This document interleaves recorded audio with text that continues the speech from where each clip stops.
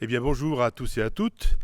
Nous sommes heureux de vous accueillir ici à la Cité du Vin, non pas physiquement, puisque comme vous le savez, nous ne sommes pas autorisés à accueillir du public, mais nous sommes tout de même dans l'auditorium de la Cité du Vin et nous retransmettons ces journées vin et santé depuis ces bâtiments qui nous avaient déjà accueillis l'an dernier. Alors, la Cité du Vin, c'est la fondation pour la culture et les civilisations du vin. Vous savez que le vin a façonné les paysages, l'art de vivre des Français, ça fait partie de notre patrimoine et la Fondation a pour objet de sauvegarder, défendre, valoriser, transmettre ce patrimoine.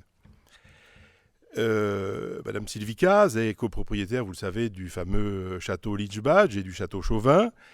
Elle est aussi propriétaire du restaurant Le Chapon-Fin, qui est le plus ancien restaurant de Bordeaux, parce que je crois qu'il remonte à 1825, si je ne me trompe pas. Il a fait partie des premiers étoilés du guide Michelin en 1933. Sylvie Caz est présidente de la Fondation pour la culture et les civilisations du vin. Merci de nous accueillir. Merci beaucoup et bonjour à tous, bienvenue à tous à la Cité du Vin, en présentiel ou depuis chez vous. Bien, cette Cité du Vin, elle a ouvert ses portes en 2016. Oui, ça fait bientôt 5 ans. Nous le fêterons, bien sûr, dès que nous le pourrons.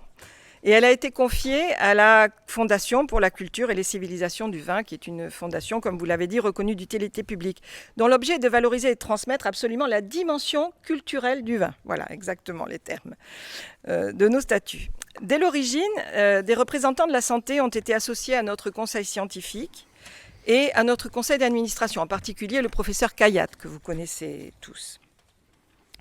Depuis quelques mois, notre ami Jean Sarric, qui est célèbre chirurgien hépatologue, on dit, c'est ça? Oui. Chirurgien du foie? Spécialiste du foie, d'accord, pardon. Les hépatologues sont des médecins pour nous. D'accord. C'est un chirurgien, voilà, c'est ça. Pardonnez mon ignorance. Oui, c'est très grave de nous comparer à des médecins. Donc Jean a eu l'initiative de mettre en œuvre un projet qui nous tenait à cœur depuis longtemps. Il a rassemblé des médecins, des chercheurs, des économistes pour créer un prestigieux comité scientifique afin d'élaborer ces rencontres annuelles vin et santé. La première édition a eu lieu l'année dernière, au mois de janvier, et elle a connu un très grand succès. Cette année, la deuxième édition se produit dans un contexte particulier, comme vous le savez, et je tiens à remercier tous ceux qui, grâce aux nouvelles technologies, sont avec nous aujourd'hui. Et vous êtes très nombreux, encore plus nombreux en définitive que l'année dernière. Nous vivons une période, bien sûr, où les sujets de santé sont au cœur de notre vie quotidienne. Et cette rencontre est d'autant plus importante et d'autant plus attendue. Nous avons eu beaucoup de retours de gens qui la réclamaient et nous sommes très heureux de pouvoir vous la proposer aujourd'hui. Le programme de la journée d'aujourd'hui est très ambitieux et je vous souhaite à tous une journée extrêmement riche en échanges, en convivialité et en amitié. À bientôt. Merci beaucoup. Alors,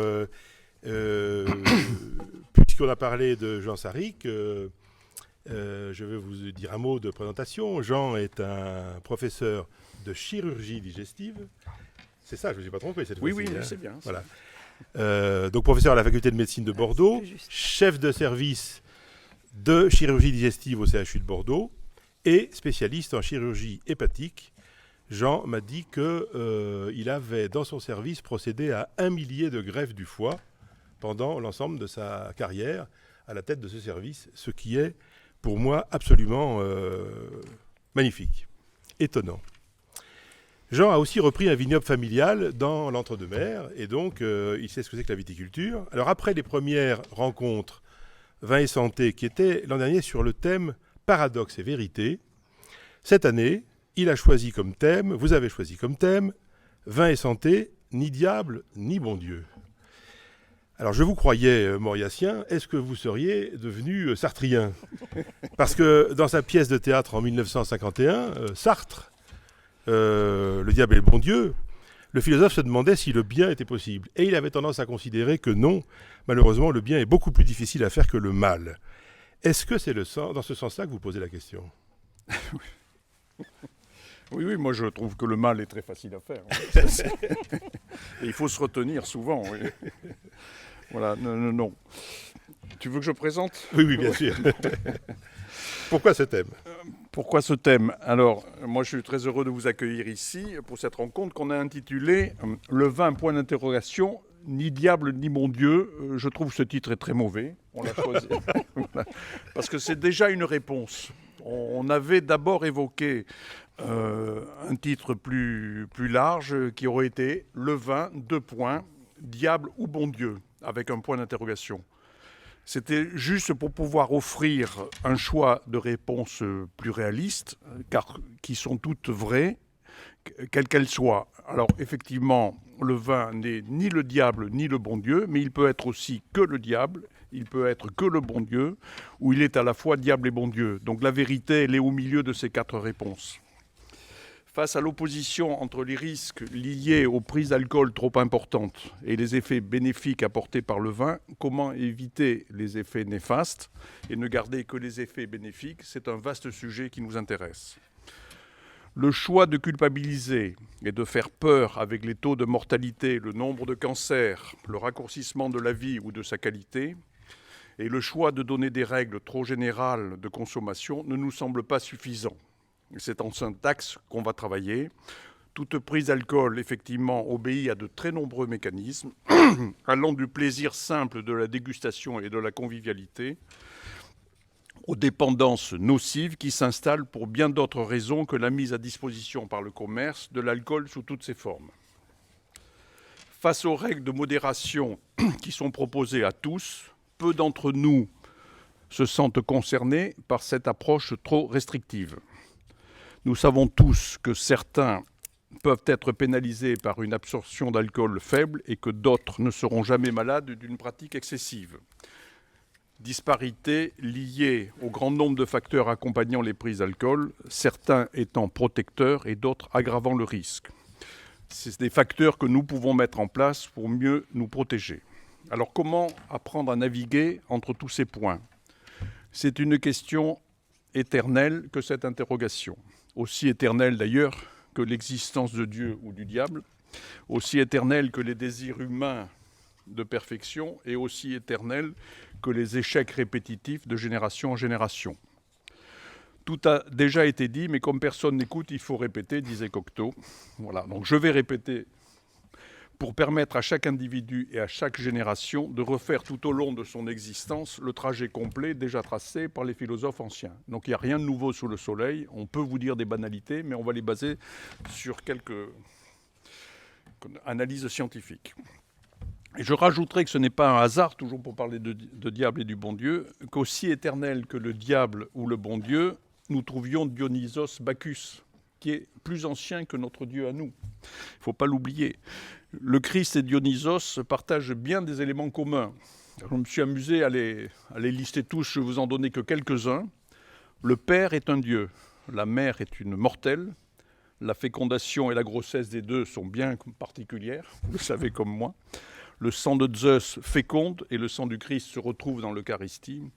Les fils rejoignent le Père au ciel ou dans l'Olympe, et l'Assomption de la Vierge copie celle de Sémélé, qui était la mère de Dionysos. Donc nous sommes dans un copier-coller qui se succède. Voilà.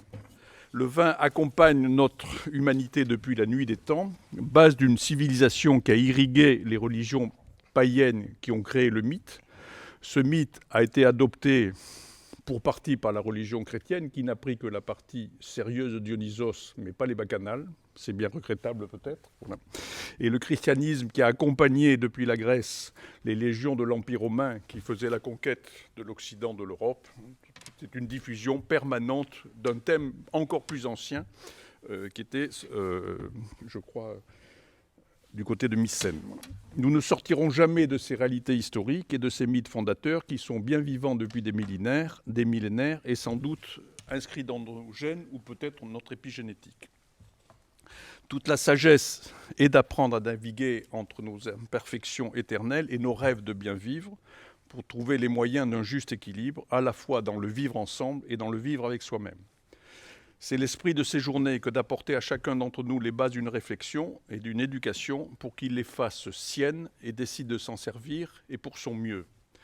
Et c'est cette navigation que je souhaite vivante, hédoniste, responsable et informée que j'aimerais vous faire partager en évitant les écueils d'une pensée simpliste et paresseuse. À vous de jouer, intervenants et auditeurs, et bonne journée à tous. Merci. Jean-Claude, je te passe la parole. Merci beaucoup, Jean. Alors voilà, le cadre de la journée est fixé. Je vais vous en présenter les grandes lignes du programme que vous pouvez consulter sur le site. Alors donc, nous avons distingué 4 tables rondes durant cette journée. La première qui va tourner autour de la consommation et de son évolution. La deuxième sur les rapports entre la consommation et la médecine générale. Nous avons invité 2 médecins généralistes. Et après le déjeuner, 2 autres tables rondes. Une table ronde sur la consommation et les risques, avec autour de la table un médecin, un gendarme, un juge, ce qui sera donc intéressant. Et puis la dernière table ronde sera sur l'addiction et la prévention. Comme vous l'avez constaté, donc, cette rencontre est entièrement diffusée par le web. Nous avons le soutien de l'équipe de Oui Film qui nous aide à retransmettre auprès des centaines de participants qui se sont inscrits pour la journée. Vous allez pouvoir interagir parce qu'il y a possibilité de poser des questions pour l'auditoire. Lorsque vous êtes sur votre écran Zoom, en bas, vous avez une ligne avec des instructions. Vous appuyez sur la touche QR comme question-réponse. Et à ce moment-là, vous avez un petit chat sur lequel vous pouvez poser votre question. Ces questions nous seront transmises, éventuellement regroupées, et nous pourrons en discuter avec vous, puisque nous avons réservé 20 minutes après chaque table ronde pour la discussion. Je voulais vous dire que nous avons, comme l'an dernier, la grande chance d'avoir la présence de URPS, dessinateur de presse bien connu des Bordelais, parce qu'il est dans le Sud-Ouest très régulièrement, mais aussi dans le Canard enchaîné.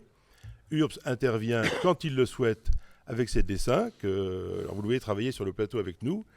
Donc on a décidé qu'il n'avait pas de micro, mais seulement des feutres et des papiers. Donc il interviendra par ses dessins. Voilà, écoutez, je crois que nous avons fait un petit peu le tour de la présentation. On va donc commencer par la première table ronde.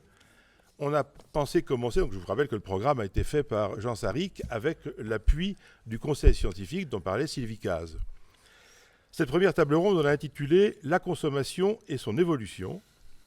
Et nous allons parler d'une part de ce que nous savons des pratiques des Français et deuxièmement de ce que nous pouvons appréhender de leur représentation et de leur évolution par rapport à la consommation.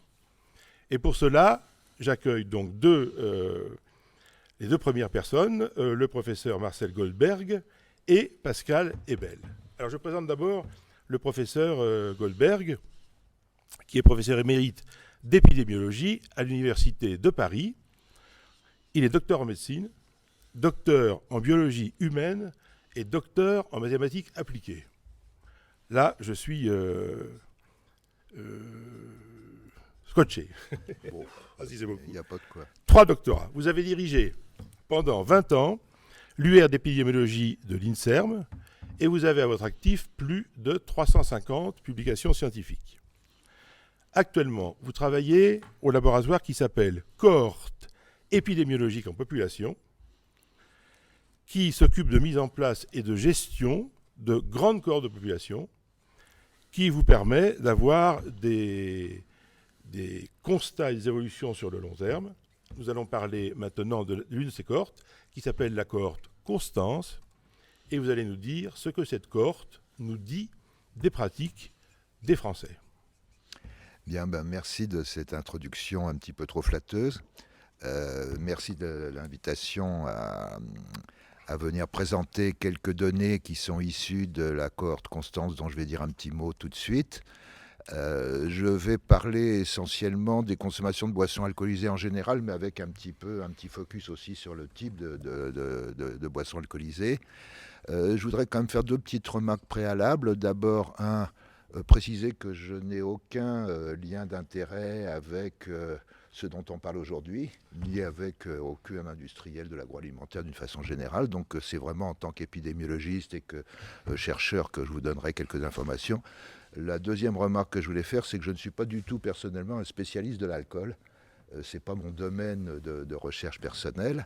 Donc je vais vous présenter les données qui sont issues du dispositif auquel je contribue, mais s'il y a des questions un peu particulières à la fois sur les consommations et sur les effets sur la santé, je dois dire que je laisserai certainement des personnes plus compétentes que moi y répondre. Alors, avant de vous donner quelques informations, quelques données, je vais préciser un petit peu ce qu'est la cohorte Constance. Donc la cohorte Constance, c'est une infrastructure de recherche qui est financée essentiellement par le programme des investissements d'avenir et qui se fait en partenariat avec la Caisse d'assurance maladie et la Caisse d'assurance vieillesse, et puis nos tutelles académiques, l'INSERM, l'Université de Paris, l'Université de Versailles-Saint-Quentin, l'Université de Paris-Saclay. Alors, deux mots quand même pour que vous voyez un peu d'où sont issues les informations, les données que je vais vous présenter. Donc la cohorte Constance, c'est une cohorte épidémiologique. Une cohorte, c'est un groupe de personnes qui, en l'occurrence, là, sont volontaires, qui acceptent que nous fournir des informations qui les concernent et qui font l'objet d'un suivi dans le temps. C'est la plus grande cohorte française, c'est une des plus grandes cohortes européennes et internationales d'ailleurs, puisqu'on a plus de 215 000 personnes qui sont volontaires. Comment est-ce que ça se passe? Alors, ce sont des adultes. Hein. Alors, je n'ai pas de données sur les adolescents, par exemple, ce qui est certainement une limite importante par rapport aux problèmes qui nous occupent. C'est à partir de 18 ans, hein, d'accord. De 18 à 69 ans. Au moment où on invite les gens à participer, c'est restreint aux personnes qui, à ce moment-là, ont entre 18 et 69 ans. Ensuite, ils vieillissent, bien sûr. Mais au moment où ils entrent dans la cohorte, ils ont cet âge-là. L'inclusion, comme on dit, l'inclusion, c'est leur première participation. Ça se fait dans des centres d'examen de santé de la sécurité sociale, d'où notre partenariat avec la Caisse d'assurance maladie, dans des centres d'examen de santé qui sont dans toute la France. Vous les voyez sur la carte qui est ici, dont Bordeaux, d'ailleurs. Nous avons beaucoup de participants de la cohorte qui sont pas uniquement bordelais, mais d'ailleurs qui sont du département, d'une façon générale. Comment est-ce que ça se passe? Quand ils sont invités, qu'ils acceptent d'entrer, ils viennent dans le centre d'examen de santé de leur département. Ils ont un examen de santé qui est très complet. Ils répondent à des questionnaires et puis chaque année, on leur envoie un questionnaire pour suivre l'évolution de leur état de santé, des facteurs de risque, dont les consommations d'alcool, mais pas uniquement, bien sûr. Et puis, nous apparions cette cohorte avec des bases de données nationales, notamment la base de données de ce qu'on appelle le système national des données de santé, c'est-à-dire tout ce qui concerne les consommations de soins et les hospitalisations. Et nous les apparions également avec la base de données de la Caisse d'assurance vieillesse qui permet d'avoir un suivi de la carrière socio-professionnelle des personnes. Donc voilà, c'est un dispositif très complet. Alors parmi les, comme je le disais, donc il y a des questionnaires qui sont posés aux personnes, aux participants, donc à l'entrée dans la cohorte, à l'inclusion, mais aussi chaque année pendant le suivi. Et parmi ces questionnaires, il y a donc une section qui concerne les consommations de boissons alcoolisées, et c'est de là que sont tirées les données que je vais vous présenter. Un petit mot quand même pour vous montrer un peu ce qu'est cette cohorte. C'est un échantillon aléatoire, c'est-à-dire qu'il est censé être représentatif de la population des adultes en France. Comme vous le voyez là, je ne vais pas rentrer dans le détail, mais on a une belle répartition, si j'ose dire, des âges, alors, entre 18 et 69 ans bien sûr, mais vous voyez qu'on a des participants dans toutes les classes d'âge. Et ce qui est important également pour beaucoup de domaines qui nous intéressent, une grande diversité sociale également, qui se reflète à travers le niveau de diplôme, mais également nous avons d'autres informations qui montrent bien que c'est vraiment très diversifié. On a des gens, évidemment, des cadres supérieurs, on a des ouvriers, on a des employés. C'est bien réparti et donc ça nous permet de... Et contrairement à ce qui se passe dans beaucoup de dispositifs épidémiologiques, nous avons beaucoup d'hommes. Hein, il y a effectivement une petite surreprésentation des femmes. Vous voyez, elles sont 54%, mais nous avons quand même donc 46% d'hommes. Donc, ce qui, dans beaucoup de dispositifs épidémiologiques, est une limite. Hein. Les femmes participent plus, en général, à ce genre d'études de santé. Alors, je vais rentrer maintenant dans les consommations de boissons. Alors, je précise que je vous disais tout à l'heure qu'on a 217 000 participants, mais toutes les données ne sont pas encore disponibles. Et les données que je vais vous montrer portent sur les données, un peu plus de 200 000 personnes. Donc, voilà, ce qu'on voit, je crois, est relativement fiable en termes de pourcentage. Alors, oui, excusez-moi. D'abord, mais alors, il y a beaucoup de choses que je vais vous montrer qui sont très banales, qui sont très très connues par ailleurs. Mais là, évidemment, on est capable de les quantifier à l'échelle nationale. Vous voyez que l'immense majorité des gens a déjà consommé des boissons. On a quelques abstinents, comme vous le voyez, un peu plus chez les femmes que chez les hommes, avec un petit gradient. Il y en a un peu plus chez les jeunes, mais ça ne veut pas dire forcément qu'ils vont rester abstinents tout le temps. Alors, la couleur foncée. Alors, ce qui est foncé, c'est les gens qui ont consommé au moins une fois dans leur vie de l'alcool. Et la couleur. Une toute petite tranche bleu ciel. Voilà, de personnes qui n'ont jamais consommé de boisson dans leur vie. Donc, il y a des véritables abstinents, encore une fois, un peu plus nombreuses chez les femmes, un peu plus nombreux aussi, notamment chez les garçons, enfin chez les jeunes gens. Mais encore une fois, ça ne veut pas dire qu'ils ont entre 18 et 30, je ne vois pas très bien, moi. Je crois que c'est de 18, c'est un peu petit, là, je m'excuse, j'arrive pas bien à lire ce qu'il y a sur l'écran. La tranche d'âge, la première tranche d'âge, c'est moins de 30 ans, voilà. Ça ne veut pas dire, encore une fois, qu'ils vont rester abstinents toute leur vie. C'est moins de 30 ans. Alors, un peu plus contemporain, si vous voulez, c'est d'avoir consommé dans la semaine qui s'est écoulée au moment où les gens remplissent leur questionnaire. Donc là aussi... alors cette fois-ci en sombre, c'est les gens qui, oui, ont consommé. C'est un peu gênant parce que l'écran est très loin et j'arrive pas du tout à lire et je connais pas par cœur, je dois avouer, mes diapositives. Donc je pense que ce qui est en couleur la plus foncée, c'est les gens qui, oui, ont consommé au moins une fois une boisson alcoolisée dans la semaine écoulée. En bleu ciel, c'est les gens qui n'ont pas consommé. Et voilà, et puis il y a aussi ceux qui n'ont pas répondu cette fois-ci. Et donc vous voyez que pour l'essentiel, quand même là aussi très très majoritairement chez les hommes, mais également chez les femmes, quoiqu'à un degré moindre, la grande majorité des gens a consommé une boisson, au moins une boisson alcoolisée dans la semaine écoulée, et que c'est d'autant plus fréquent que l'âge est avancé. Chez les jeunes, qu'il y a un petit peu moins de consommation dans la semaine écoulée. Voilà. Ensuite, alors c'est la répartition par les jours de la semaine. Vous ne seriez pas surpris de voir que c'est surtout le samedi qu'on observe le niveau de consommation, enfin la fréquence la plus élevée. Merci. On a rapproché d'un écran qui me permet de voir ce que j'ai écrit. C'est mon moniteur, oui. Merci beaucoup. Donc vous voyez qu'effectivement, en début de semaine, on boit moins. C'est essentiellement pendant le week-end et notamment le samedi que les consommations sont... Il faut les parler dans le micro. Alors attendez. Voilà, je m'adapte petit à petit. Donc voilà, tout ça, encore une fois, je l'ai dit tout à l'heure, ce sont des données qui ne sont pas très, très originales, mais qui, encore une fois, ont l'intérêt d'être sur un très grand échantillon représentatif. Ensuite, alors là, ça va se défiler. Alors attendez, je vais essayer de contrôler le défilement, si j'y arrive. C'est un peu compliqué, je suis pas très à l'aise. Alors attendez, vous voulez être là ou vous voulez être Non, je voulais remonter en arrière. Voilà, avancer. Non, oui, alors attendez, là, il faut que j'avance. Là, c'est moi, mais là, c'est... pardon. Je sais pas, parce que là, c'est pas la même commande. Voilà, alors avancer. Voilà, alors c'est donc, regardez, avec l'âge, comment le type de boisson que les personnes consomment en fonction de leur âge, et donc chez les hommes et chez les femmes. Alors attendez, on commence chez les hommes. Donc vous voyez que chez les jeunes, c'est surtout de la bière, un peu de vin, que dès qu'en vieillissant, le vin petit à petit devient prédominant. Au fur et à mesure des classes d'âge, et regardez, dans la classe d'âge la plus élevée, c'est très très largement prédominant. Donc ça, c'est chez les hommes. J'ai la même chose chez les femmes. Voilà. Et donc c'est la même chose avec évidemment un niveau de consommation qui est moindre, comme on le sait. Et donc vous voyez que là aussi, petit à petit, le vin devient prédominant. Et très très largement donc dans les classes d'âge les plus âgées. Alors je signale que j'insiste sur ça y est, si on pouvait passer, voilà, merci. Évidemment c'est des données, comme on dit dans notre jargon, transversales. hein, les classes d'âge. On ne sait pas, par exemple, on voit bien que chez les jeunes, la consommation de bière est plus importante chez les moins de 30 ans. La consommation de bière est plus importante, plus fréquente que la consommation de vin.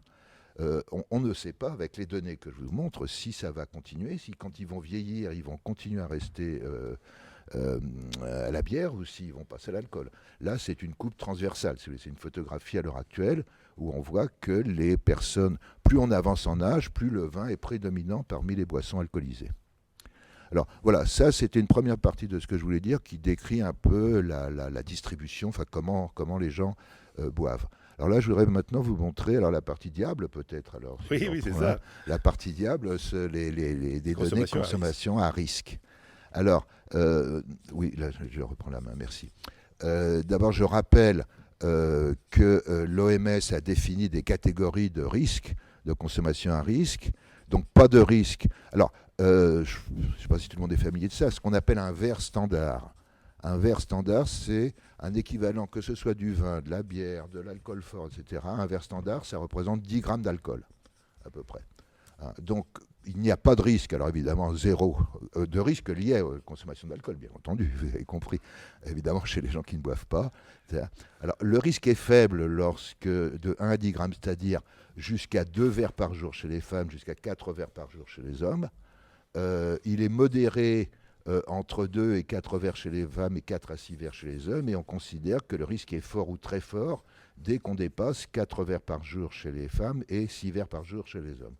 Et voyez donc comment ça se présente. Donc sur ce graphique, il y a donc les hommes en haut, les femmes en dessous, et puis l'ensemble.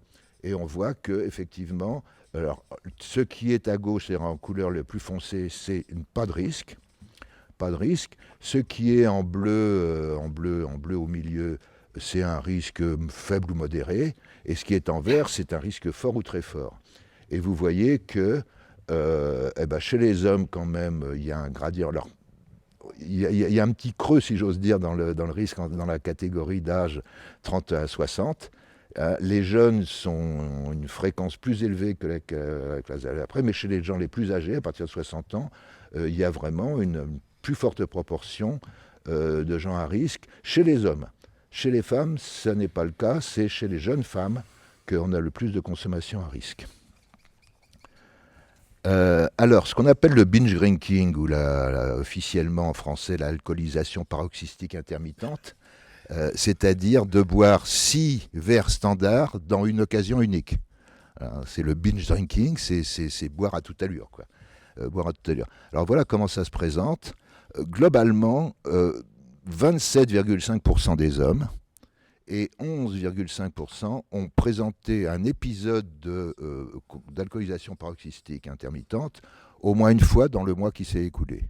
C'est beaucoup, c'est vraiment beaucoup, surtout chez les hommes. Mais quand on regarde la distribution par âge qui apparaît sur le graphique là, on voit que chez les jeunes, de 18 à 35 ans, merci, de 18 à 35 ans, vous voyez que c'est vraiment très très très considérable. À peu près 40% des jeunes hommes ont eu un épisode de binge drinking dans le mois écoulé, et chez les femmes, c'est, j'enlève mes lunettes pour voir, 16%. Ça diminue avec l'âge, mais attention, ça n'est pas uniquement un phénomène. Pourquoi ça n'avance plus? Attendez, vous êtes resté sur le... Voilà, c'est là. On y est. Je veux la suivante. Là. Allez-y, sur là. Et moi, je le fais aussi. Ah, voilà. Alors, vous voyez donc, je vous ai montré sur la diapo d'avant, j'y reviens juste une seconde. Non, si, là, vous êtes revenu. Voilà. Donc on voit bien que la fréquence de ce binge drinking est particulièrement élevée chez les jeunes et diminue avec l'âge. Mais, donc la suivante, quand on regarde comment ça se passe, au sein de ces 27,5% chez les hommes, 16% chez les femmes, on voit qu'effectivement, chez les jeunes, 11-35 ans, chez les hommes, il y en a un peu plus de 11% qui l'ont fait.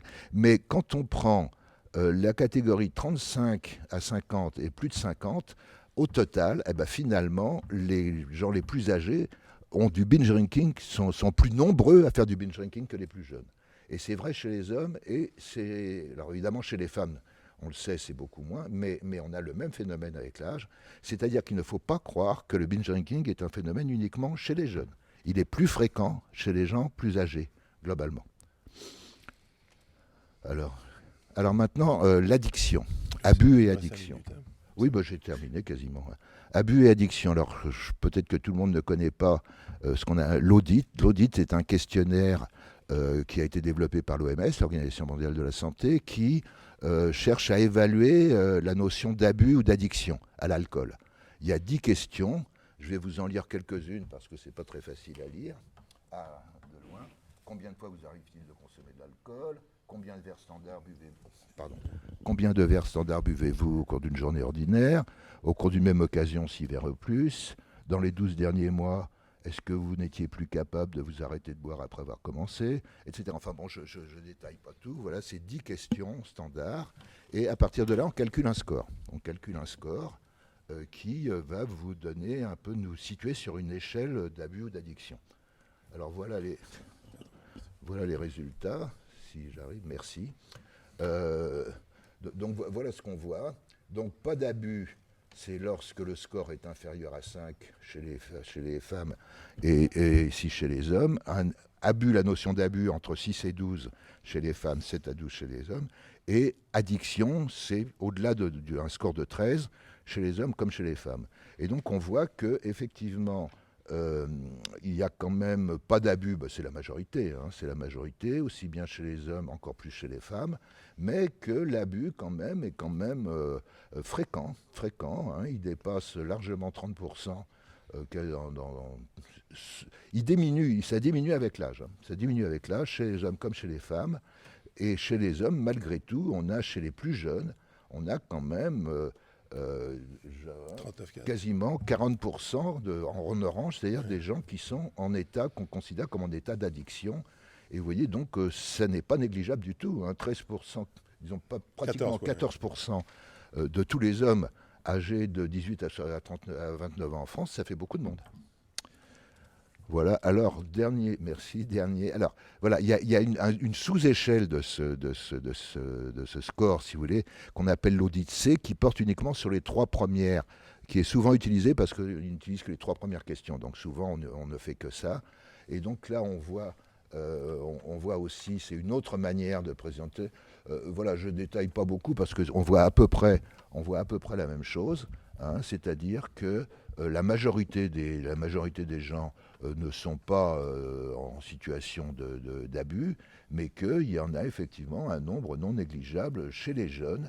Et parmi les hommes, c'est surtout vrai chez les jeunes. Et parmi les femmes, quand même, vous voyez que c'est en situation d'abus, il y en a à peu près 5 à 6% dans toutes les catégories d'âge. Donc voilà, je crois que c'est terminé. Voilà.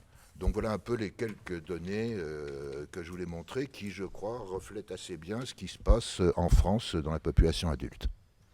Bien, merci beaucoup pour cette présentation de la cohorte Constance qui nous expose la situation d'aujourd'hui avec quelques idées fortes malgré tout qui sont que notamment la consommation excessive dans un court moment, vous avez appelé ça paroxystique intermittent, existe chez les jeunes, existe binge drinking, existe chez les jeunes, mais aussi chez les personnes les plus âgées, et que même si la modération a plutôt cours pour la majorité de la population, il y a des petites proportions, 13, 14, etc., qui sont dans des consommations qui risquent d'être abusives et addictives. Alors voilà pour la situation présente. Mais maintenant, on va essayer de regarder ce que sont les représentations par rapport à la consommation d'alcool. Et j'ai le plaisir d'accueillir Pascal Ebel. Bonjour. Pascal Ebel est... Alors je vais retrouver sa fiche tout de suite parce que j'ai mélangé mes papiers. Voilà. Alors vous êtes de formation ingénieur agronome et docteur en mathématiques appliquées, ce qui vous fait un lien avec M. Goldberg, puisque tous les deux, vous êtes des spécialistes des maths appliquées. Vous avez commencé votre carrière à l'INRA, puis vous êtes passé chez Nielsen, société d'études bien connue, puis au BIP, qui dépend de la Caisse des dépôts, et puis vous êtes arrivé au CREDOC, qui est le centre de recherche pour l'étude et l'observation des conditions de vie, qui est un organisme que vous connaissez, qui existe depuis 60 ans, qui analyse le comportement des individus C'est une association 1901 qui est financée par ses clients essentiellement et qui a réalisé jusqu'à présent au moins 3500 enquêtes dont vous entendez souvent parler à la télévision. Et d'ailleurs, Pascal Ebel est de temps en temps invité dans les émissions de qualité pour présenter ses analyses. Alors, au Crédoc, il y a 3 pôles. Un pôle sur les politiques sociales, un pôle sur les grandes tendances sociétales et l'opinion, et puis le 3e pôle dont vous êtes la directrice qui s'occupe de la consommation et de l'entreprise. Vous êtes une spécialiste de la consommation et de son anticipation, notamment de la consommation alimentaire.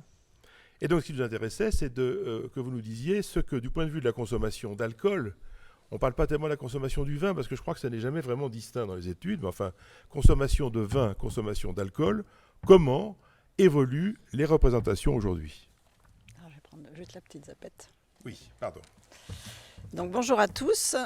Donc en effet, par rapport à ce que vient de faire le professeur Goldberg, au Crédoc, on a une façon de regarder les choses. C'est pas de prendre des enquêtes épidémiologistes, mais c'est vraiment des enquêtes représentatives avec des effectifs beaucoup plus petits.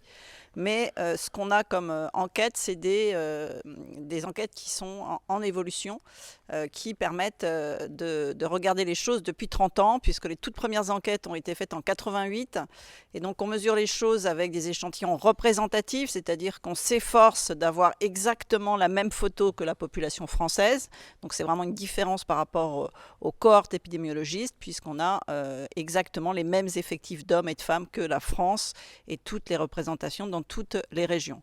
Donc nos enquêtes existent depuis 88 et on a 2 éléments, à la fois comment évoluent les représentations, les attitudes, les attentes vis-à-vis de l'alimentation, et à l'intérieur on regarde les consommations d'alcool et on va voir, il y a quelques éléments sur le vin, et on a aussi des mesures sur les quantités ingérées de tous les aliments, y compris de toutes les boissons, ce qui permet de regarder dans quel contexte on consomme le vin. Alors le premier point sur les évolutions de la perception de l'alcool, mais avant tout la perception des risques pour la santé. Pour arriver à avoir une bonne vision des choses et ne pas enfermer les gens dans des réponses préétablies, on pose des questions ouvertes. Et donc là, on a lancé l'Observatoire des risques qui permet de regarder comment les Français perçoivent leur santé. Et donc cette question qui est ouverte et qui s'intitule « On demande à chacun, est-ce que vous pouvez me dire quels sont pour vous les risques pour la santé ?» Eh bien, on voit qu'en effet, quand on regarde 2020, cette période du Covid, c'est qu'il y a vraiment un changement de la relation à la santé. Bien sûr, ce qui change, c'est la perception de la mort, qui était complètement taboue et complètement enfouie. Et aujourd'hui, on se pose cette question, et notamment, ce sont les plus jeunes pour qui ce terme-là est beaucoup moins tabou et qui ont une vision où ils en parlent. Et quand je leur pose cette question, si je vous dis risque pour santé, à quoi pensez-vous? Chez les plus jeunes, en 2020, ils parlent de danger, mort. Quand on regarde quels sont les premiers risques pour la santé, 2019, avant la Covid, le premier mot, quels sont les risques pour la santé, c'est alcool et c'est pas tabac. La première chose que les Français perçoivent comme risque, c'est l'alcool. Le deuxième, c'est pollution. Et le troisième terme, c'est tabac. Alors évidemment, il n'y a que 30% de Français qui consomment du tabac, alors que l'alcool, on l'a vu, plus de 90% des Français ont déjà consommé de l'alcool dans leur vie. Quand on regarde 2020, eh bien évidemment, le premier risque santé, c'est Covid. Mais en termes de nombre de citations, derrière, l'alcool est presque autant cité. Donc la Covid est devenue la première peur, mais alcool, tabac et pollution arrivent ensuite. Ce qu'on voit qui change en 2020, c'est vraiment des peurs sur des maladies qui ont été citées. Donc notamment, on voit arriver diabète, obésité et pas mal de maladies liées à l'alimentation. Donc ça, c'est vraiment cette question de l'alcool, elle fait écho en termes de santé. Si je regarde dans une question plus fermée, quels sont pour vous les risques pour la santé ? On voit que 80% des Français pensent que les boissons alcoolisées présentent des risques très importants ou importants. Et on n'a pas de différence selon l'âge. Qu'on ait 18-30 ans ou 65 ans et plus, on est vraiment dans les mêmes proportions, 80%. Donc on perçoit autant le danger dans toutes les catégories d'âge. Maintenant, si je regarde le vin, Ce qui s'est passé au cours du temps, c'est qu'en effet, de plus en plus, les consommateurs ont associé le risque alcool au risque vin. Ce n'était pas le cas dans les années 2000. Vous voyez qu'en 2000, quelle que soit la tranche d'âge, on n'a que 14% des Français qui vont dire qu'ils voient un risque très important sur le vin. Et puis, il y a eu tout un tas de mesures de politique publique, et donc on double la proportion d'individus qui voient des risques vis-à-vis du vin.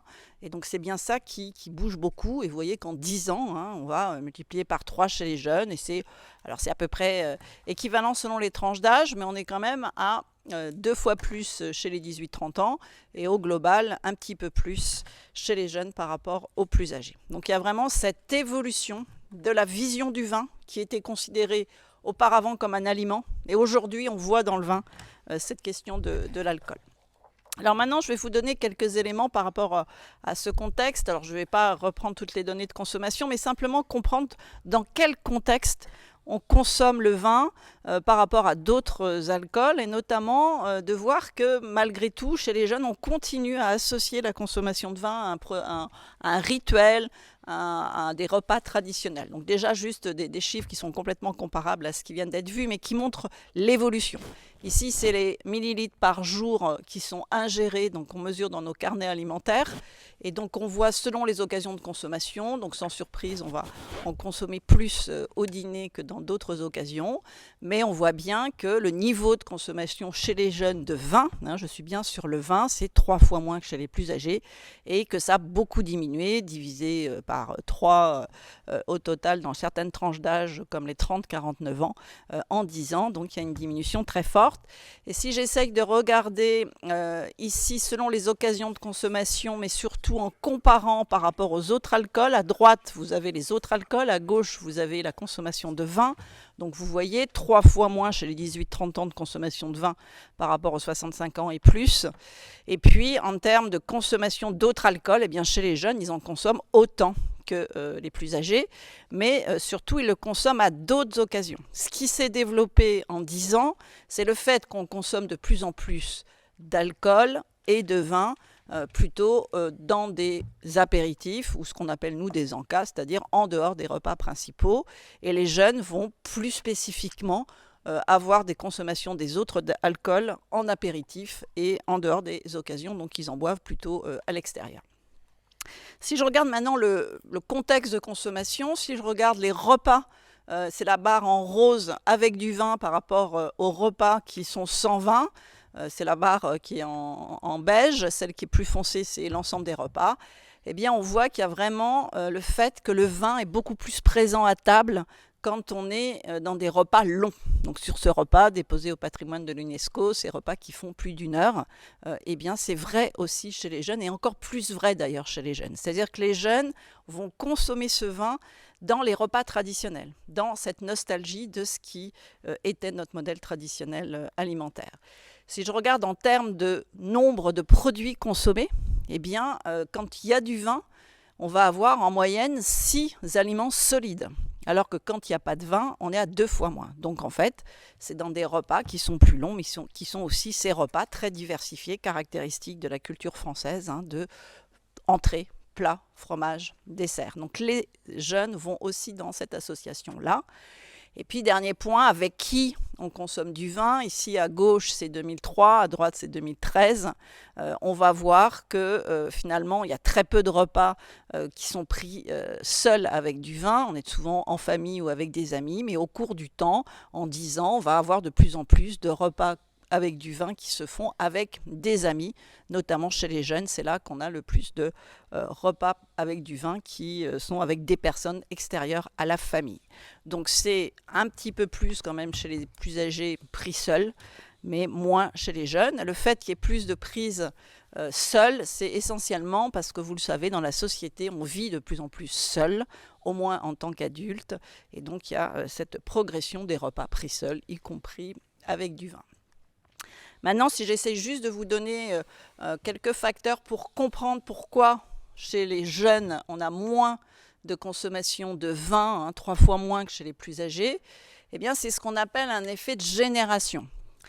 La société, elle évolue avec finalement l'arrivée de nouvelles générations, c'est-à-dire des gens qui sont nés à une autre époque. La génération qui, évidemment, a 20 ans aujourd'hui, elle va s'appeler peut-être la génération Covid. On donne des noms aux générations qui correspondent aux événements qu'ils ont eus quand ils avaient 20 ans, ce qui les marque finalement, à la fois dans leurs valeurs, et il y a une très forte rupture entre la génération que j'ai appelée robot électrique et la génération hypermarché, c'est la génération mai 68, parce que cette génération mai 68 est arrivée en opposition par rapport à ses parents et qui va arriver avec de l'hédonisme, ce plaisir de manger, ce plaisir de boire, par rapport à des générations qui étaient beaucoup plus dans des cultures judéo-chrétiennes où le plaisir, c'était pas bien. Et on va avoir finalement ces évolutions qui sont aussi liées au mode de vie. Si ces jeunes générations par rapport aux générations les plus âgées prennent des repas qui sont de plus en plus fractionnés, ça on le sait, de plus en plus sur le pouce, de plus en plus à l'extérieur, eh bien la place du vin ne va pas être la même et notamment on a aussi l'arrivée d'autres produits.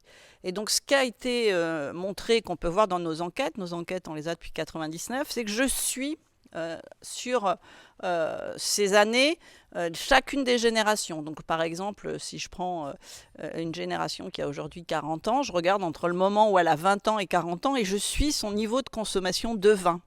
Et ce qu'on voit, c'est que les générations les plus âgées, en millilitres par jour, eh bien, les générations hypermarché, les générations rationnement vont avoir un niveau de consommation qui est de l'ordre de 80 millilitres. Et donc, c'est 2 fois plus au même âge que les générations précédentes. Et c'est même 3 fois plus que la génération que j'ai appelée nomade. Donc, au même âge, à 30 ans, la génération nomade va consommer 3 fois moins de vin que les générations de ses grands-parents. Donc, ce qui fait que globalement, la consommation de vin ne va faire que diminuer. Ça, je pense que pour tous les acteurs du secteur, on le sait. C'est qu'il y a cette diminution qui est liée au fait qu'on consomme autre chose. Alors, il y a un premier produit qui est consommé à la place, c'est le soda. Si je vous montrais la consommation de soda, c'est complètement l'inverse. Mais il y a aussi l'arrivée de la bière. Et là, si je regarde le même graphique sur la consommation de bière, c'est très récent. Sur la bière, on avait un effet générationnel qui était, alors vous voyez, le graphique est beaucoup moins joli. On avait chez les générations les plus âgées qui en consommaient un tout petit peu plus, ça s'était dégradé. Et puis là, depuis une dizaine d'années, il y a eu l'arrivée en force de cette bière qui s'est installée dans les brasseries, avec ce côté qu'on observe pendant cette crise de la Covid, qui est de la proximité. En fait, on veut, et les jeunes ont surfé sur cette tendance-là, voir le produit fabriqué. Et dans les brasseries qui ont fabriqué dans les lieux de consommation ce produit, eh bien, ça a donné une nouvelle vie à la bière. Et aujourd'hui, la bière, et on le voyait tout à l'heure dans les graphiques du professeur Goldberg, chez les jeunes, on en consomme un peu plus. Donc, on substitue. Donc le produit va évoluer dans ce sens. Voilà, juste pour conclure, ce qu'on peut retenir, c'est qu'il y a vraiment des évolutions qui se sont faites les 20 dernières années sur l'image du vin, notamment qui est plus associée à des risques comme ceux de l'alcool. Et ça s'est fait parce qu'il y a eu tout un tas de mesures de politique publique. On a mis des logos pour les femmes enceintes sur les bouteilles de vin, la sécurité routière, etc. Et ça a changé dans les enquêtes l'image. On a des différences qui sont très fortes chez les hommes et les femmes. Ça a été vraiment bien démontré tout à l'heure par le professeur Goldberg. On sait qu'en effet, les femmes, que ce soit sur les valeurs écologiques ou sur les valeurs de santé, ce sont elles qui sont les plus sensibles. C'est par elles qu'il y a ces changements de comportement et c'est elles qui vont influencer les baisses de consommation dans certaines catégories de population. La consommation de vin rouge, je ne vous ai pas montré les autres types de vins, mais en effet, c'est très fort, beaucoup plus fort sur la consommation de vin rouge, le fait que ce soit moins consommé dans les différentes générations.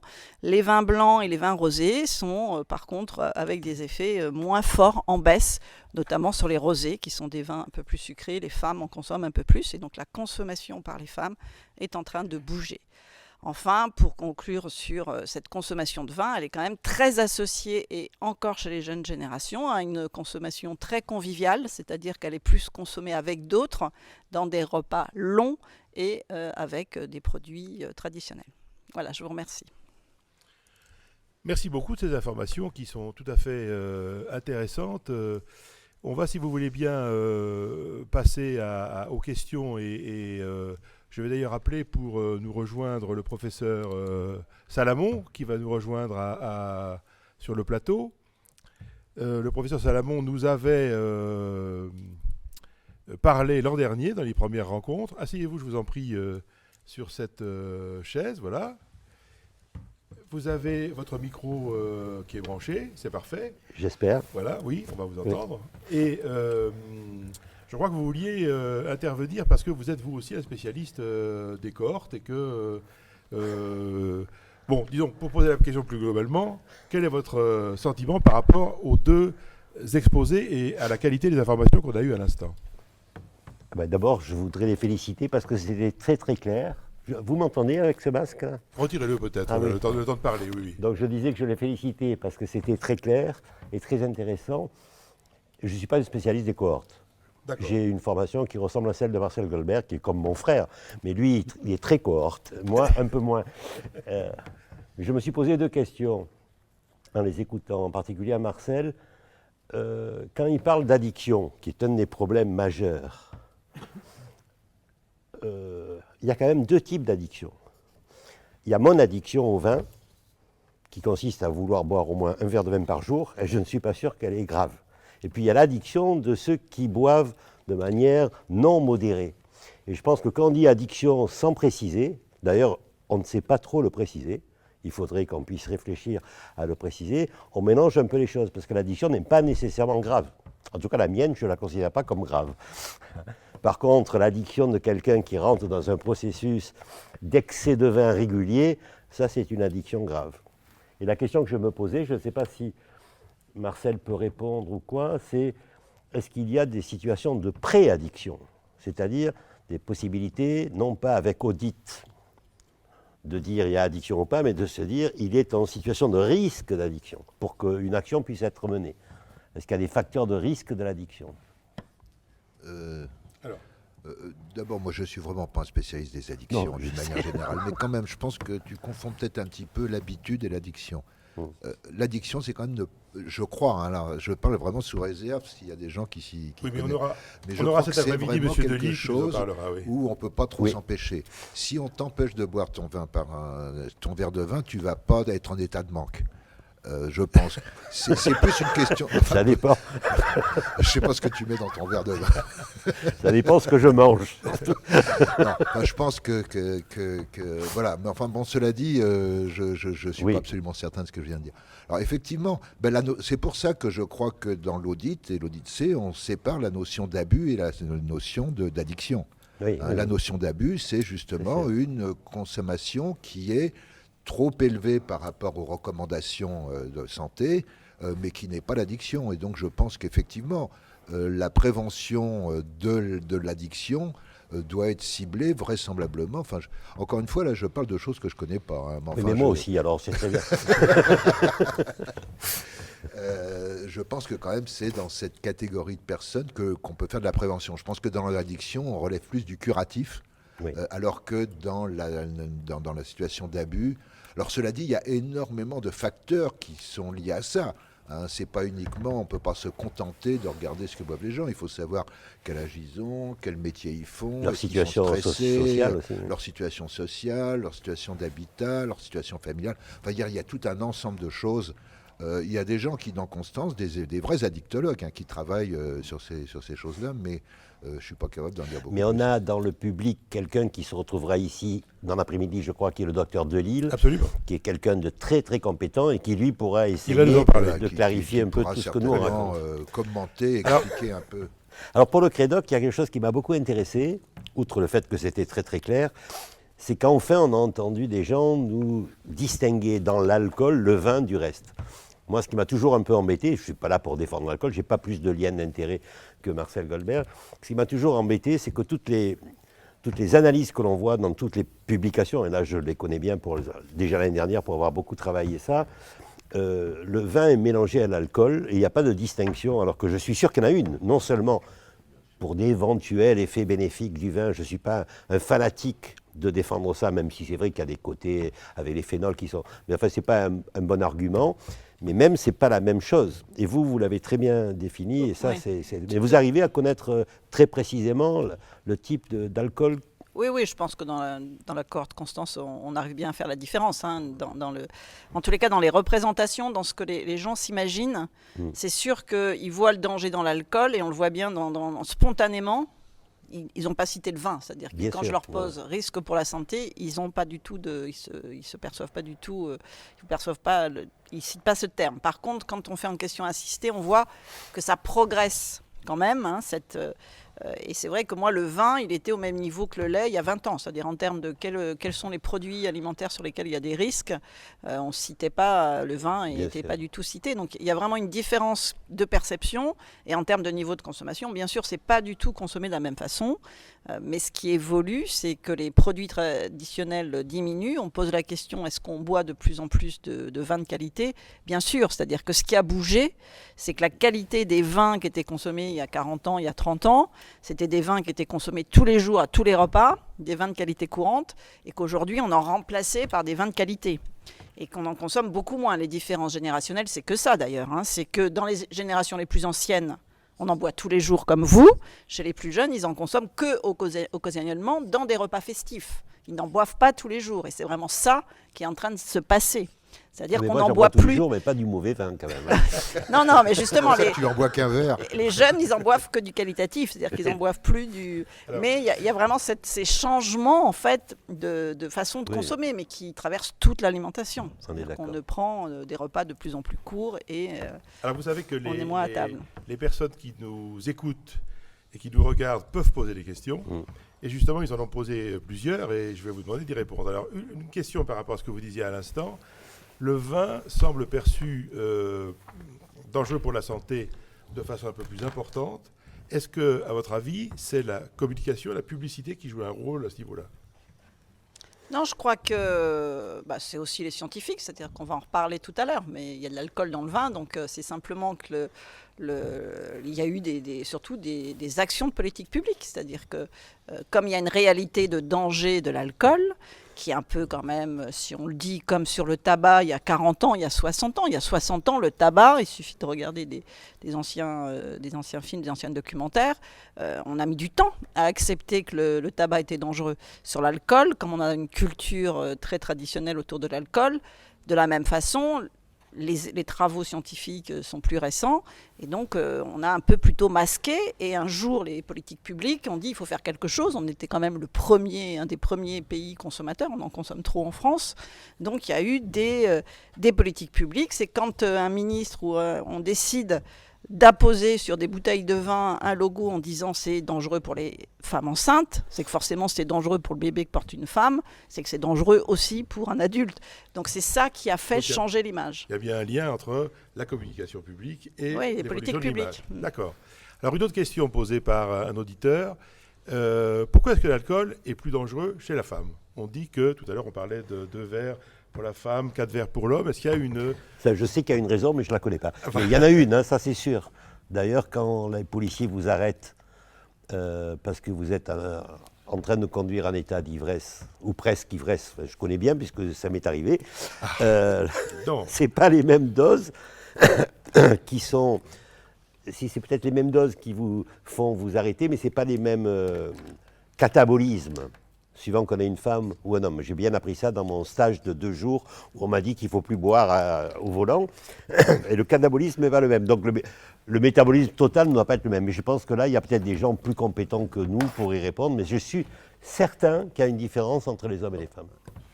Ne serait-ce que le poids, par exemple. Puisque oui, peut-être le poids. D'alcool et le côté négatif est un peu lié, l'excès est lié à la masse totale. Oui, donc, peut-être. Mais j'en sais pas plus non plus.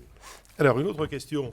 Je vous rappelle que vous qui nous écoutez, vous pouvez poser des questions en appuyant en bas de la barre d'indication de Zoom sur le petit voyant QR, question-réponse. Et à ce moment-là, vous tapez votre question. Alors, une question sur les vins rosés. Vous nous avez dit tout à l'heure, Pascal, que les vins rosés, leur consommation augmentait. C'est quelque chose qui est établi, et surtout au niveau des femmes ? Oui, tout à fait. Donc c'est vrai qu'il y a quand même des changements par le fait que les femmes boivent plus d'alcool qu'avant. On l'a vu, elles présentent des risques. Et c'est vrai que les rosés, donc là ça a été quand même en termes de marketing, ils ont été mis en avant pour justement séduire les femmes qui buvaient beaucoup moins de vin rouge. Et donc il y a des différences qui sont très différentes sur ce vin-là par rapport au vin rouge, qui est plus consommé par les jeunes et qui est plus consommé par les femmes. Très bien. Alors, Monsieur Goldberg, vous parliez tout à l'heure d'âge comme critère pour distinguer un peu les différentes catégories de consommation. Est-ce que vous avez aussi des indications en fonction des catégories socio-professionnelles? Oui, bien sûr. La cohorte le mentionne. Oui, bien sûr. On a beaucoup de données. En fait, dans la cohorte Constance, on a beaucoup de données sur la situation sociale des personnes, sociale et professionnelle. Je n'ai pas montré, là, parce que temps très limité. J'ai pas donné, mais bon, on retrouve les phénomènes assez connus, c'est que les consommations sont plus importantes dans les catégories les moins favorisées, quoi. C'est tout à fait classique. Comme le tabac. Comme le tabac, comme tout ce qui est considéré, qui est vécu comme mauvais pour la santé, quoi. Oui, on a beaucoup de données là-dessus, bien sûr. Très bien. J'ai une question, oui, si je peux. Bien sûr. Mais je ne sais pas s'ils vont pouvoir répondre. On verra. Ce qui m'intéresse, c'est de savoir, le bench drinking, oui, c'est très à la mode, ça se voit, ça nous inquiète. Ça nous inquiète parce qu'après, ils prennent la bagnole, éventuellement, ils ont des accidents. Mais la question que je me pose, c'est est-ce que ça a un retentissement sur leur attitude par rapport à l'alcool quand ils deviennent plus adultes? C'est-à-dire, est-ce qu'on a une corrélation, est-ce qu'il y a eu des cohortes étudiants, le devenir de ces bench drinkers par rapport à une addiction potentielle future?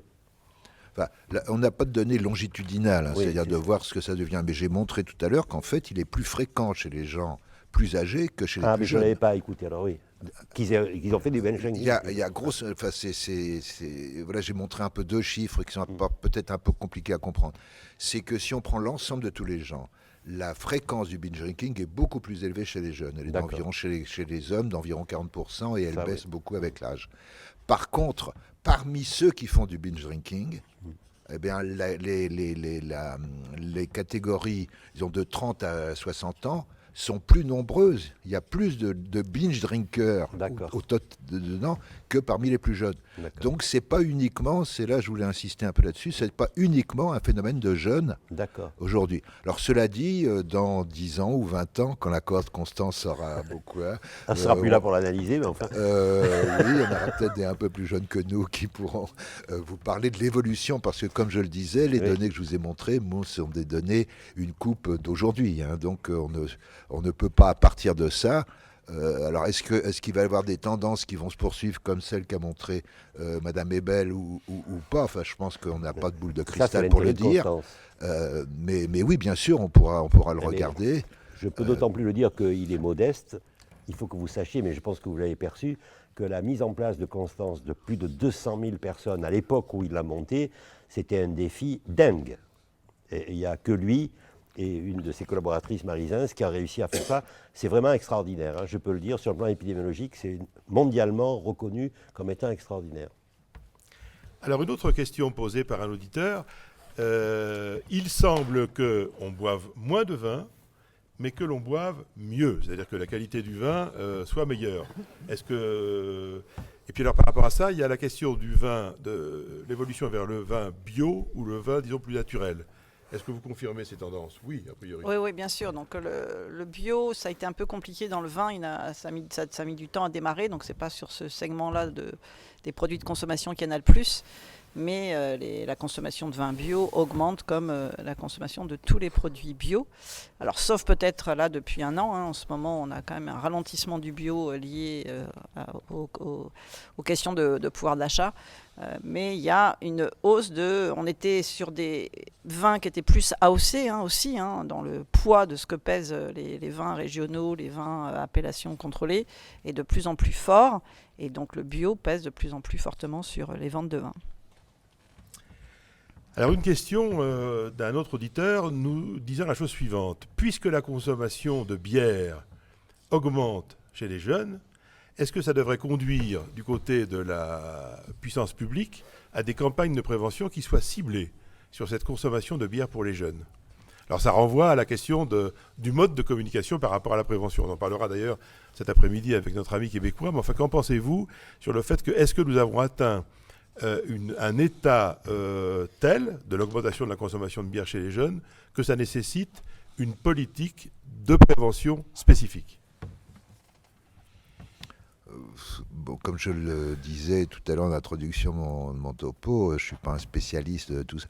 Je pense que oui. En fait, tout à l'heure, vous posiez la question de savoir si c'est la communication. Oui. Évidemment, il y a très peu de gens qui lisent les publications scientifiques en anglais dans les revues internationales. Hein. Ce que les gens savent, disons, d'une manière générale, c'est à travers la communication qui se fait par les professionnels de santé, par les pouvoirs publics, etc. Alors, effectivement, je pense que jusqu'à présent, disons, ce qu'ont fait les pouvoirs publics contre l'alcool en général,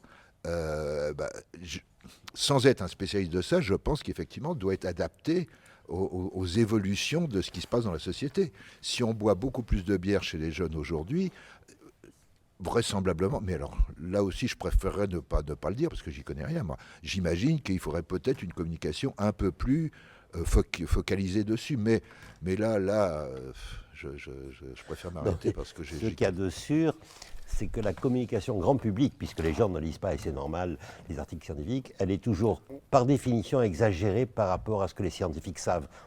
On le voit bien avec le Covid. Hein.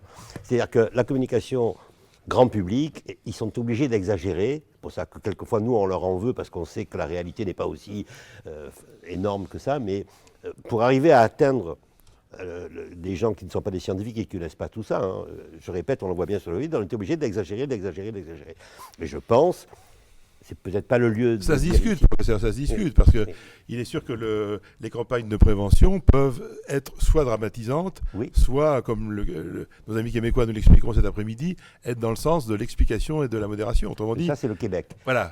Moi, je parle en France, et en France, les campagnes, elles sont surtout dramatisantes. Mais parce qu'il le faut ou parce que c'est un choix... Mais je ne sais pas s'il le faut, je pense qu'il pense qu'il le faut. D'accord. Ouais. Bon. Alors, une question qui est un peu difficile, mais je vous la lis telle qu'elle nous est posée. Dans la cohorte, M. Goldberg, vous nous avez dit que le pourcentage de personnes en consommation excessive baisse avec l'âge. Est-ce que c'est parce que les gens sont devenus sobres ou est-ce que c'est parce qu'ils en sont morts? Ça doit être quelqu'un d'épidémiologiste un peu. Non, je ne peux pas répondre à ça. J'ai essayé d'insister sur le fait que c'était transversal. C'est-à-dire que c'est des générations qu'on voit, là, que ce que j'ai montré. Ça n'est pas le suivi dans le temps de gens qui étaient sobres quand ils avaient 18 ans et qui deviennent alcooliques graves à 40 ans ou l'inverse. Enfin, donc je ne peux pas le dire à partir des données que j'ai montrées. Cela dit, quand même, c'est pas parce qu'ils sont morts. Parce que quand même la cohorte Constance est une cohorte qui est très jeune encore. On a recruté notre 200 millième tout à fait fin 2019. Donc on a encore très peu de suivi et je le sais, on a encore très peu de décès dans la cohorte. Donc ça ne peut pas être le phénomène qui explique que les gens... non, on peut pas du tout, je ne peux absolument pas répondre aujourd'hui à une question comme ça. Ce qu'on peut tout à fait imaginer, parce qu'on le sait quand même par ailleurs, c'est qu'effectivement avec la survenue de problèmes de santé graves, les gens on va avoir des diminutions de consommation d'alcool, de tabac, une meilleure alimentation, etc. Parmi les catégories de gens qui sont capables de modifier leur comportement. Donc vraisemblablement, ça va jouer. En tous les cas, d'après les données que j'ai montrées, on ne peut absolument pas répondre à la question que vous posez. D'accord. Mais en tous les cas, si on vieillit bien dans les cohortes, n'hésitez pas à répondre positivement si on vous invite à y rentrer. Hein. C'est un argument pour vous. Ah, ça c'est sûr. Non, mais là, il y a un effet qui est tout à fait autre chose. C'est un effet volontariat. Les gens qui participent à ça sont des gens qui, globalement, ont une meilleure santé, des meilleurs comportements. Pour donner des chiffres représentatifs de la France, on est obligé de faire des acrobaties statistiques un petit peu compliquées pour redresser, etc. Mais le fait, oui, j'encourage les gens à participer à des cohortes. C'est excellent pour eux. Est-ce que tu pourras, avec Constance, vérifier une éventuelle augmentation de la consommation d'alcool pendant le Covid, pendant la période Covid? Oui. Pendant la période du Covid, dans le cas de Constance, effectivement, on a sollicité à plusieurs reprises les participants de Constance. On leur a envoyé des questionnaires. à différents moments. On en est au 4e déjà, Ouais. et on va en envoyer encore un 5e pour voir l'évolution dans le temps. Et parmi les questions qu'on leur posait, il y en avait beaucoup, bien sûr, sur beaucoup d'aspects, mais il y avait des questions sur leur comportement en général, et notamment les consommations d'alcool. Alors pas très détaillées, pas aussi détaillées que ce qu'on pose là sur les différentes catégories de boissons, etc. Mais oui, on sera capable de montrer des choses comme ça. Ouais. Alors, une autre question. Est-ce que l'arrivée sur le marché d'alcool à bas prix, et généralement d'ailleurs de mauvaise qualité, donc la pression à la baisse et du prix et de la qualité, est-ce que ce n'est pas un facteur important pour les consommations à risque ? Est-ce que le fait de... Si on posait la question autrement, ce serait, est-ce qu'il ne faudrait pas essayer d'être attentif par rapport à l'arrivée sur le marché de produits de mauvaise qualité pour éviter les consommations à risque ? Alors, ce qu'il y a de sûr, c'est qu'il y a un développement d'alcool fort, en fait, sous forme de prémix, sous forme... Oui, ça, les prémix. Donc, comment je le disais tout à l'heure, c'est vrai que les jeunes, ils boivent pas mal de soda, donc le marketing a inventé des produits qui ressemblent, C'est ça. et c'est des prémix, et c'est vrai que chez les jeunes, il y a vraiment une consommation d'alcool fort qui est plus forte. C'est-à-dire qu'on boit moins de vin, mais on va boire ces alcools qui, en effet, il y a évidemment des concurrences dans la grande distribution pour que les prix soient bas, et c'est ce qui permet aux jeunes d'en consommer. Il y a une question sur la bière dans d'autres pays. C'est vrai qu'on voit bien qu'il y a une harmonisation en type de façon de consommer entre les différents pays. Et le fait que les jeunes Français consomment plus de bière, on sait bien que par exemple en Angleterre, on a changé les règles des 2 verres et on a limité parce qu'ils buvaient beaucoup de bière. Donc en termes de comparaison européenne, il y a une question qui est posée sur ça. Alors, j'allais y venir. Donc il y a vraiment des différences qui sont complètement liées à ce qu'on produit, bien sûr. C'est-à-dire que si on boit beaucoup plus de vin qu'ailleurs, c'est un peu comme les Espagnols, c'est parce qu'on en produit beaucoup. Et dans les pays du Nord, ils boivent beaucoup plus de bière. À la question du risque par rapport à la bière, c'est juste qu'un verre de bière, il y a moins d'alcool que dans un verre de vin. Faut aussi, il y a des différences qui sont à prendre en compte. Ce qui compte, c'est la dose d'alcool qui est consommée. Et donc les jeunes, c'est sans doute plus dangereux de boire des alcools forts qui sont à bas prix que de boire de la bière qui est consommée de façon conviviale à l'extérieur et qui n'est pas forcément en dose d'alcool plus forte que ces alcools forts. Roger Oui, Salomon, j'ai montré là, dans les données, j'ai été... Pardon. allez-y, puis après, Marcel. Marcel. Non, c'était juste sur le prémix. Vas-y. Non, j'ai montré, mais ça a été trop vite, puis je ne maîtrise pas le déroulé des diapositives, mais on voit effectivement, d'abord ça reste quand même très très très marginal encore, très très, et on voit bien effectivement la montée chez les jeunes de ce type de boisson. Oui, je reviens sur votre question du prix. Je la comprends comme étant la question suivante, est-ce que si on augmente les prix, on ne va pas diminuer bénéfiquement la consommation ? Il faut faire attention. Parce que c'est à double tranchant. Je prends l'exemple de la cigarette, que je connais beaucoup mieux que l'alcool. On avait préconisé, tout le monde préconise quand on s'y connaît, une augmentation des prix. Mais à condition que ce soit une augmentation réelle, à la Chirac, j'ai envie de dire. Parce que c'est lui qui l'a mis à un moment à un bon niveau. Si on augmente le prix de la cigarette, ce qui a été fait, en se faisant conseiller par les vendeurs de cigarettes, avec des taux qui augmentent très peu, ça ne change rien à la consommation, mais comme les gens, comme on l'a dit, qui ont les situations économiques la plus basse, continuent à fumer quand ça augmente comme ça, c'est encore plus difficile pour eux. Et ça crée des inégalités plus grandes. Et ils vont remplacer la cigarette. Ils vont remplacer le beefsteak de leurs enfants par la cigarette. Donc, il faut faire très attention. C'est une excellente idée si on veut.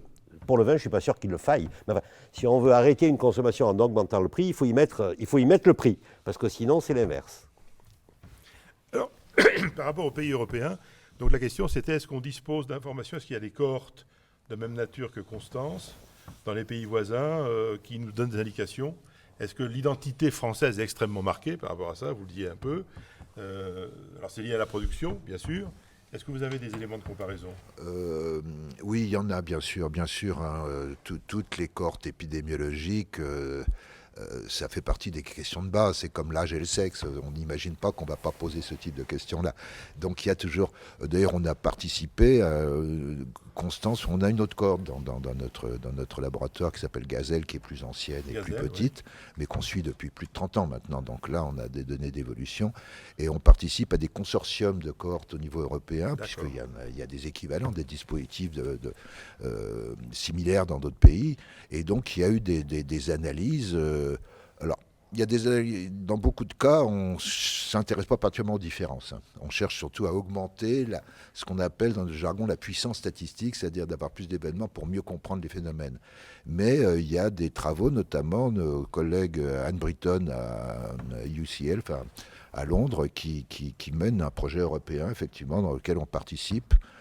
Mais c'est tout récent et on n'a pas encore et dans lequel il y aura effectivement des éléments de comparaison entre différents pays.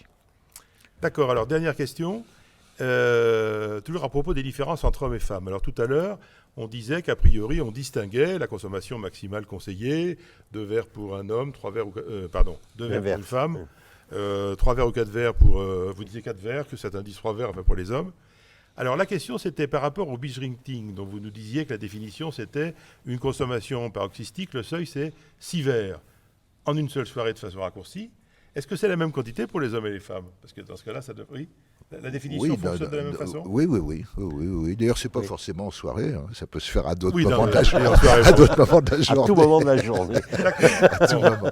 Oui, là, on considère qu'au-delà 6 verres d'un seul coup, dans une seule occasion, c'est vraiment mauvais qu'on soit un homme ou une femme. Ouais. Bon, d'accord.